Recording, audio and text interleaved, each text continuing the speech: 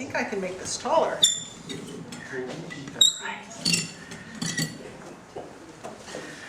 Hi, I am Judy Unger, and I am a food illustrator.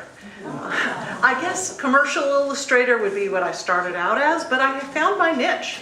I graduated college, and I came out with a portfolio of still lifes and landscapes, but I loved rendering from photographs. I could copy almost anything, and watercolor was my favorite medium.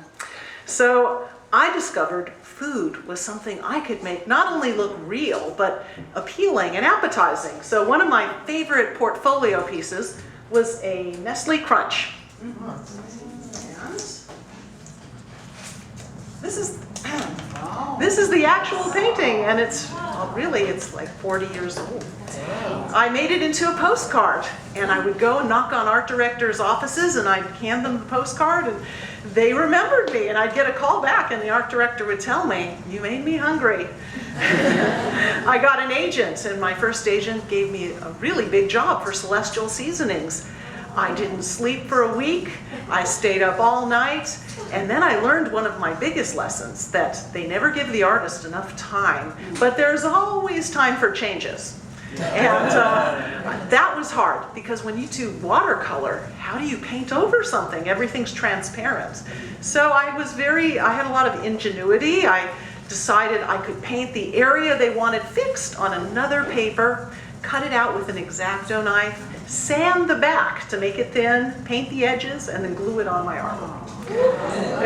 It was stressful, and later on I realized preliminary work is the answer. So I became very adept with markers, and that way I would show them a very realistic rendering with markers and say, "Do you like it?" or But then it became such a quick technique that I'd started doing finished art with it. Didn't tell them it's markers, but that was my trick.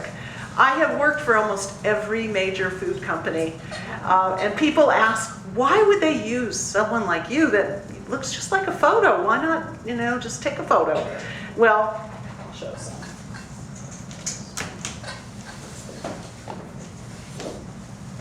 Here's an example, you can't exactly photograph. They didn't have Photoshop back then or computers, so I could do things like that. And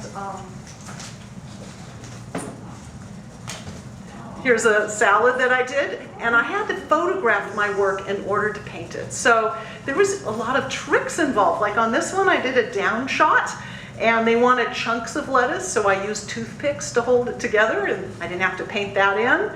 And I set up a crescent-shaped board, pushed it against the bowl where I was photographing down, and then laid out the objects so that it looked like it was falling, and then was able to airbrush. So it involved a lot of interesting things, and of course I've done things like pet food. I did Meow Mix, having to make kibbles look good. Oftentimes when I did things like Super Golden Crisp, the cereal looked like potatoes, and it had milk in the spoon, and I used glue because somebody said that's much better than milk, and they were right. Sometimes I did things like a breast implant because I had a Coca-Cola with ice cubes, and they said, "Oh, if you can do ice cubes, you could do a breast implant." So I challenged myself and didn't only do food, but it was fun when they would send me prototypes. When I did Little Debbie's snack cakes, they wanted a bite taken out of the cookie, so I had to practice my bite. And I illustrated it, sent it in, and then I told them it was pretty delicious. And he goes, "You didn't eat those, did you?" They're prototypes. And when I worked for Tillamook Dairy Company, I got a lot of ice cream sandwiches, but I had to hide them because I didn't want my son to eat them. So don't you eat those. Those are for me to work from.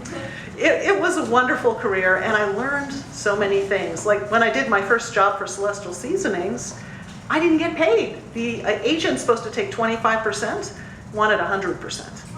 So I had to literally threaten a lawsuit to get paid. So another lesson. And when I did a menu for a company in Orange County, they didn't want to give me back my artwork. And they told me, "You agreed to give it to us for free," because usually they pay for that. And I said, I didn't agree to it. They go, well, you cashed the check. And we wrote on the back of the check, artist depositing this check gives us the artwork. And I remember that day. I was in such a hurry to cash that check. I just put it through the window and didn't realize till later that I hadn't looked at the back. The most amazing story I'll end on is Beech Nut baby food. I did over 130 illustrations for them. I loved it. I got to do little tiny chicken drumsticks and lamb chops and dessert cups, and they bought the art and they paid very well. And 30 years after doing that job, I got an email from a woman who said, I have all your artwork. And I said, but they bought it. And she says, well, it went to a printer, and that printer went out of business, and I worked there, and they were just putting things in the dumpster. And I went to the dumpster and I saw your artwork, and I pulled it out and put it in a box, put it in my attic, and I was moving, and it's 30 years later, and I decided to look you up, and I found you. So I thought that was amazing. She sent it back, and I gave her a couple paintings to keep. Art was a job. It was stressful. I was trying to please so many people. And in the end, it was a great career, especially with having kids at home. But I didn't love being an artist. It wasn't fun. During the pandemic, I had some downtime, and I decided I'd start painting just for myself. And I painted over 100 paintings of fruits and vegetables. No art director, no complaints. I was actually probably the worst art director because I wanted it to be perfect.